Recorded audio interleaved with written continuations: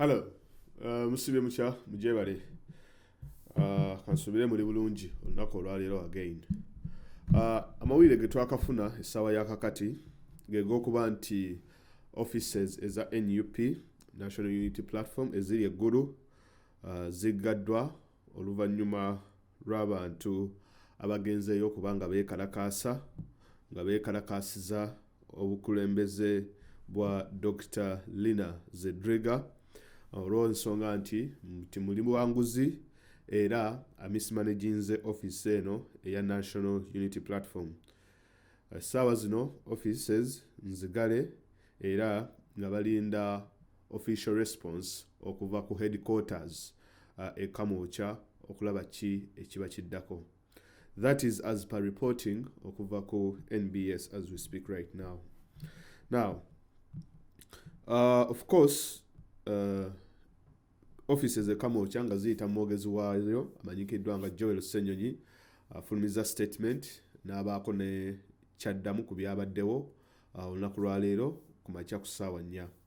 Naye nga tetunnatuukawo awo, kigambibwa nti abavubuka abayitirivu ennyo beekumyekumye babadde bangi, ngenda kuba balaga mu bifaananyi ababadde abangi ennyo bagenze ne beeyiwa ku offices za NUP eggulu nga beekalakaasa olwa Dr. Lina Zedriga.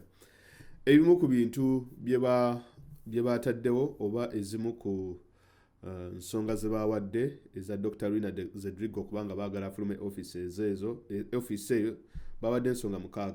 Esooka bagambye nti we are demanding accountability for the 25 million that was sent from the party head office to Dr. Lina Zedriga.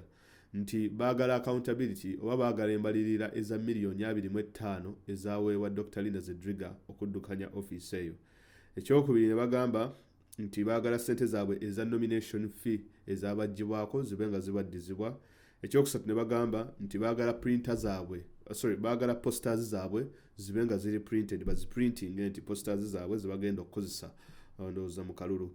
Ekyokuna bagambye nti no baagala Dr. Lina Zedriga resigninge office y'oba Vice President Northern Uganda agiveemu bunnambiro.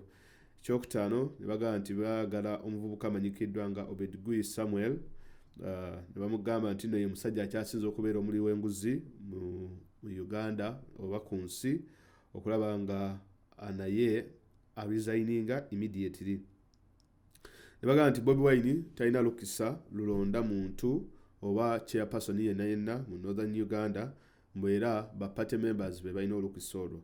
Ne bagamba nti Dr. Lina Zedriga nakyemalira dictator mbu abantu bangi nnyo abagobye mu kibiina. Ne bagamba nti Dr. Lina Zedriga office agitegeddemu banganda bakona ba mikwano era mbu be bamuyambako okuba nti nno babba ssente eziyitira mu office eno ne bifaanana ng'ebyo. Ekirala ne bagamba nti nno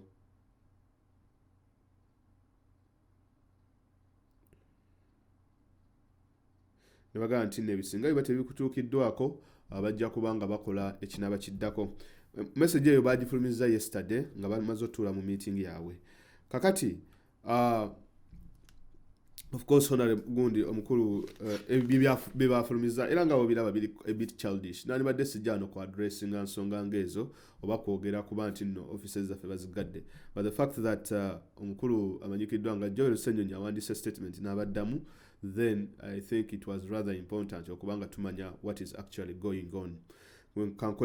Kambasomere statement Joel Ssenyonyi gy'awandiise, then mbawe analysis ku byenfunyeko ebitonotono ku incident eno eguddewo.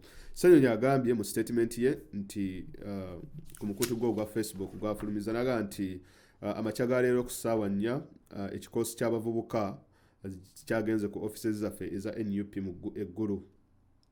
Babadde batambulira mu Primo emanyikiddwa nga Primo nga eri tinted ng'eyina ennamba plates za UAW 198T. N'agamba nti no babadde bakungaanyizza obuvubuka obulala awo era obumu obulala bwazze butambula olw'ensonga nti mu Primo babadde tebajjaamu cause of course Primo etwala abantu 5. Kakati abantu abalala 3 ababadde bazze okwekalakaasa bo batambuzza bigere. Bagenze mu offices zaffe ne bakuba abantu ababaddemu abakola mu offices zaffe ne bayasa endabirwamu ne bavandalizinga property entebe ne bazibanyamenya buli kimu oluvannyuma ne baasa n'amadinisa era tebaakomyawo, babbye laptops zaffe 3 ne batwala amasimu 2 phones ne batwala posters z'abantu ne batwala ne ssente entonotono ezabadde awo mu kabada ne batwala n'ensawo eya receptionist, handbag ya receptionist. Ne bagenda mu maaso ne baggalawo office eya NUP nga bakozesa biwayawaya ebyabadde awo ne bagiggala.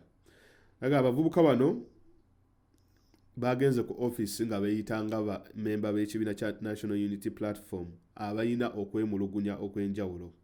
Naye nga okwemulugunya kwabwe babadde tebalina kwemulugunya kwonna, wabula ekyabatutte ku offices zino kwe kulaba nga bacreatingawo embeera eya violence n'okugezaako okumalamu oba okuhumiliatinga abakozi oba n'abantu abakola mu office eno n'abakulembeze baffe. Omukulu eyakulembedde olutabaalo luno amanyikiddwa nga Tony Olenge. Tony Olenge yali coordinator waffe, naye twamuggyako emyezi egiyise emabega olwakuba nti nno yali ayina ebikolobero bye yali azzizza nga takwasaganya bulungi mirimu era nga kigambibwa nti yali ayina misconducts ze yakola. Era kati tukimanyi nti nno musajja wa NRM era mobilizer w'ekibiina kya National Resistance Movement. Kino kiragira ddala nti nno ekintu kino kyakoleddwa aba NRM mu ntandikwa ddala era ttiimu yaffe etegeezezza poliisi naye tewali kikoleddwako.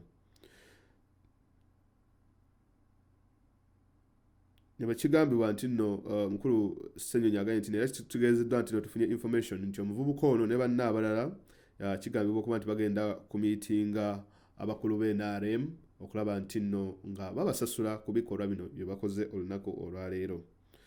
Agambye nti nno enteekateeka zino gavumenti ya Uganda zerina okulaba nti nno bakola ebintu bino ne blackmail kuba nakibiina kya NUP tekigenda kubanga kikkirizibwa era tekigenda kumenya mitima gyaffe. Tujja kusigala nga tulwana. Tujja kulamira ku mulemwa era omulamwa gwaffe gwakujjako nakyemalira. Nassaako omukono Joel Ssenyonyi. Omuvubuka ono ffenna tumumanyi, amanyikiddwa nga Tony Olenge. Ffenna ababadde ku Facebook tumulabyeko ng'akolera ku platforms ez'enjawulo.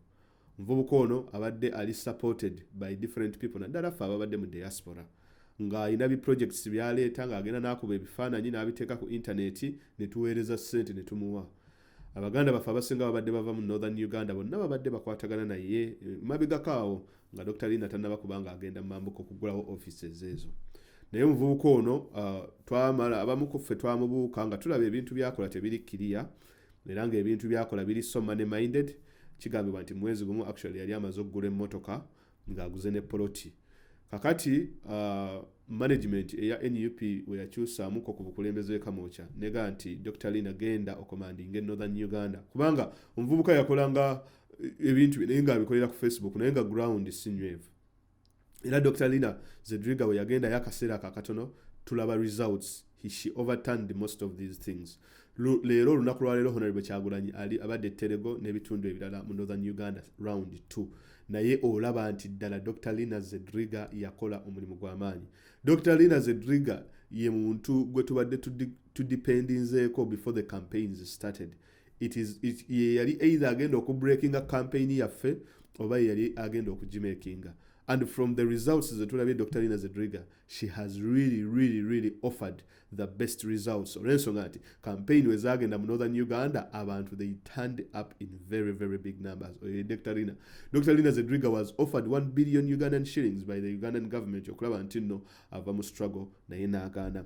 Kakati Dr. Lina Zedriga wagenda of course mu Northern Uganda Olenge kitegeeza omugaati gwe yali afuna ne baba nga bagulinnyeemu. Baganda baffe bonna abali mu diaspora abava mu mambuka bonna abalinga bakubira Olenge kakati balaba nti no there is a responsible person and a respectable person ayina reputation gwe balina okuyitamu ne baba nga ssente kakati obuyambi bonna anything kyonna akantu katono konna ne baba nga bakayisa mu Dr. Lina Zedriga. Kigenda okuzuulibwa Lina Zedriga we yatuuka ku ground ng'Olenge yali talina mulimu gwakola wabula ng'asaba abantu ssente ng'olumala okuva ku live what agenda mu bbaala n'ekikosi kye ky'abavubuka abagenze ne balumba offices zaffe ne banywa omwenge n'afunako gundi n'agulako n'akamotoka ndowooza ke kapulimo ke bakozesezza era kigambibwa yali aguze n'ettaka. But the problem is nti yali amaze okwogera n'abazimbi nti kakati agenda kusimba musingi kutandika kuzimba nju, then secretariat yamugwiramu awo Dr. Linah Zedriga n'asindikibwa okuba nti nno consolidatinga support mu Northern Uganda. Abantu ababadde mu kwekalakasa kuno of course babadde bantu balubatu nnyo, bantu nga 3-4 era Olenge ne banne ekintu kibayiseeko. Naye ekyokuba nti nno baharasinze abantu baffe, ekyokuba nti nno bakubye abantu baffe, ekyokuba nti babbye laptops n'amasimu, bebo abantu b'NRM kakati beetwala era bebo abantu NRM ennaku zino beewagira. Ebintu bino tubivumirira nga NUP era tubivumirira nga naffe ffenna abagira enkyukakyuka mu Uganda. That is why we need to address such kind of things. Gwe n'abadde akolagana ne Olenge Tony ng'oli mu NUP, please stop as per now. Stop, do not deal with this person at any one moment in time. Kubanga bamukuffe twamulabirawo intentions ze. Kyobalaba most of the times it is always good to pass through the right channels eziba ziteekeddwawo secretariat, because you never know when someone is going to flip. So it is always important okulaba nti at least tuyikozesa nnyo as much as we can the secretariat, then afterwards ne tuba nga tukyusa oba inawo surplus then nogiteeka eno wabbali. So sigwe mulundi ogusoose Northern Uganda okuleeta ebintu ebifaanawo ebiti, naye era tujjukira omuvubuka amanyikiddwa nga Bosmic Otim. Omuvubuka oyo yali muyimbi eyavaayo n'avumirira Kyagulanyi mbu teyamutwala Bulaaya, yatwalanga bantu balala na famire ye. Kati Bosmic Otim naye kati waali ssaawa yalakakati tewalina omu amumanyi. Yagenda okwesimbawo naye nga kigambibwa ne senior 60 yagiyita because yafuna 2 principal passes because NRM kyekifo kye yali emusuubiza. Kakati ne Olenge yali avumirira Bosmic team kuba baali bapangiza ebintu byabwe. Olenge ne Bosmic balina ne videos bwe bafulumyangawo nga baforgingawo ebintu era nga abaagala okubba ssente mu bantu. Naye era nga abantu abamu bwe bagamba nti no, the truth always comes out last, nti amazima always ge gasembayo okujja era kati amazima gazuuse. Message yaffe eri Dr. Linah Zedriga, togwamu maanyi, sigala ng'opushinga abantu ba attackinga muntu oyo akola. Omuntu atakola, people will not attack him. Wobanga tokola wanga toina impact, people won't attack you. Naye wobanga olina omulimu gw'okola, people will attack you. So Dr. Linah Zedriga, we stand with you in this moment. We stand with you with your sweat that you have done in Northern Uganda, with the efforts you have put in, with the time you have put in. We do appreciate that so much. And just because of these lunatics and these young men who are misguided, who do not know what they want, they are trying to undermine the work you have done in Northern Uganda. Just carry on, be strong. We know you're a very strong lady. You're actually very much stronger than most of us. So we hope that you carry on, and we hope that this message actually motivates you, and we shall make sure that you get back on your feet and get the office up and running as soon as possible. Alright, so guys, that is the update I had just right now ku offices za NUP ezibadde attacked mu Northern Uganda nga zikulemberwa omuvubuka yaliko coordinator waffe amanyikiddwa nga Tony Olenge Olanya eyagobebwa olw'obuli bw'enguzi n'obubbi ne misconduct n'ebintu ebifaanawo ebityo. Mwebale nnyo, so subscribe to the page, like and share this video and so on and so forth. Thank you very much. Have a great day.